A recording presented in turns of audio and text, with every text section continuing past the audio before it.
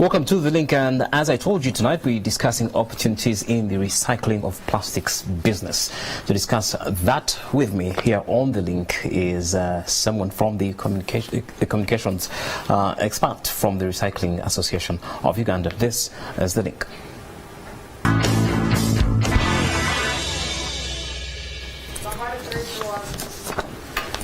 Welcome to The Link. You realize I actually needed to introduce you twice because this is a very, very important message. Moses Ategeka, the head of communications at the Uganda Plastics Recycling Association. You are very welcome to the program. Most thankful for the opportunity to discuss with the people, and I give credit to NTV. Thank you for being there. My name is Moses Ategeka Brown, and I am the communications vis-a-vis, I oversee awareness campaigns that are going on. The question is clear. You're very, very strong lobbyists. Don't attack my topic before I ask you questions now. Let's first go into the background of this whole plastics thing. You know, a ban on polythene bags, but because the issue is still before Parliament and within circles of authority, let us now ask you to update us on the law, the amended law, the 2017 law, and what happened to the 2009 law, so that people can understand where we are heading and before we actually discuss recycling. Yes, to be brief on this because of time. Yes. 2009 Act has been the main problem since 2009, when the budget reading that time by Saida Bumba put it clear and said plastic industries were banned. They did not ban only Buvera, it's a lot of things, but sometimes you have to be brief. Yes. If you look at Buvera, when the law came in, it was plastic ban. Random, it was blanket. But of course, some people came lobbying. They came with bottles. There came people with this laundry bags. All sorts of things. All sorts of things. And started campaigning and trying to engage the people who were involved. They reached a point and said, okay, these are exempted. We are going only with a plastic bag. Which made it very controversial because it was inappropriate. Plastic bags, the Buvera you see, the one you carry in the supermarket, are only 3% out of 100. So exempting 97 and then attacking the 3 was a big hindrance. The law came in. I want to pray for the soul of the late James Mulwana. James Mulwana was there to spearhead the campaign. He led us to the very big offices of the land and the topmost. And this whole process led us now to amendment. ETC. It did not read to amendment. It only put plastic manufacturers and all Buvera were given one condition. And this condition was given by NEMA, if they are listening. NEMA said, people, if you want to do business, go and do recycling. Immediately, our investors did not waste time. They made a bill into Europe, China, and they got all the technologies. These technologies have made us a great support here.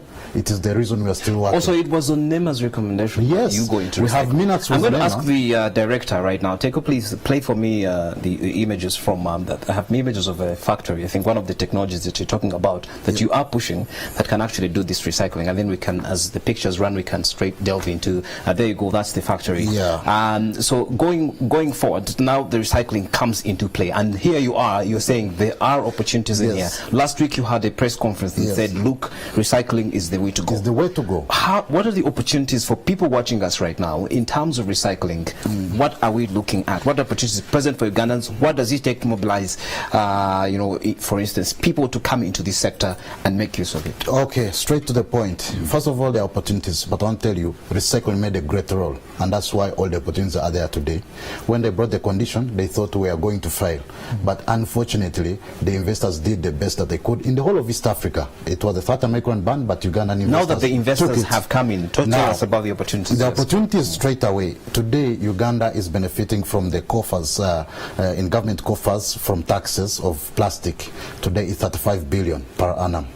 You have over 30 billion also being spent on utility bills. That's water, communication, and umeme.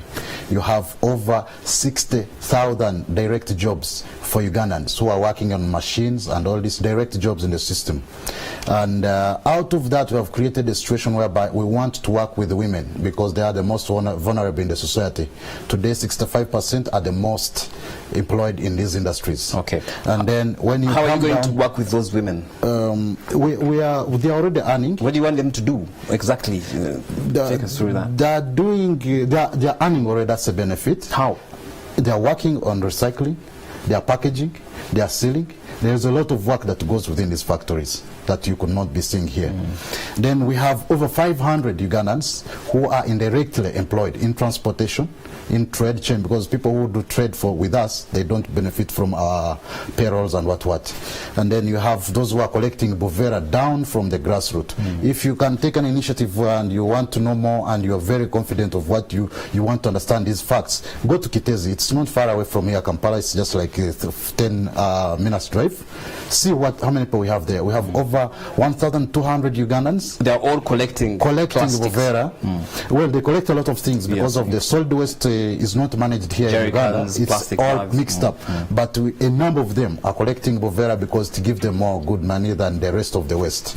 And incidentally, I was reading from their data, we have many of them who ran out from Bududa landslides during that time. They are the ones who are parked over there in Kitezi. They didn't have hope, they didn't what, but they said come and start picking with us and selling to our factories. We have recycling facilities. I have a facility in Kabanyoro. What is it called? It is Kabanyoro plastic recycling. Exactly. Plastoform. How many people is it employing? And today there are over 120 there. And here it's a mother link of one of the factory Plastoform in Ruzira. There are so many factories. Today we have 56. When you recycle these plastics, what do you get? There were pictures running on the screen. I hope viewers saw it. There are those pellets. Yes. Small pellets. Take us through the process briefly and tell us how much is a kilo, for instance, or how much is a half kilo of those recyclable. It depends on the material you have collected. There's this transparent way, these ones which come sealing TV and the rest and what. Those are more costly when we are buying them. It's 1,200 to 1,500 a kilo, and it is the most costly. It's good because it has almost a raw material which we buy from abroad when you recycle it. Are we talking about shillings? In shillings, 1,200 per kilo when you are buying from the people who have collected. Then you have these ones which are 800 to 900, but also it depends how you have sorted it, cleaned it when you bring to us, because sometimes we are buying almost water and soil at the same time, but we always understand each other along the line. So these ones, when they come, we pelletize them. You can see that machine is now running to extrude. And then these ones are being heated up. When you heat it up, you're able to get a cereal. Cereal goes, spreads into the machine, then they come up as rice. You start cutting, chop.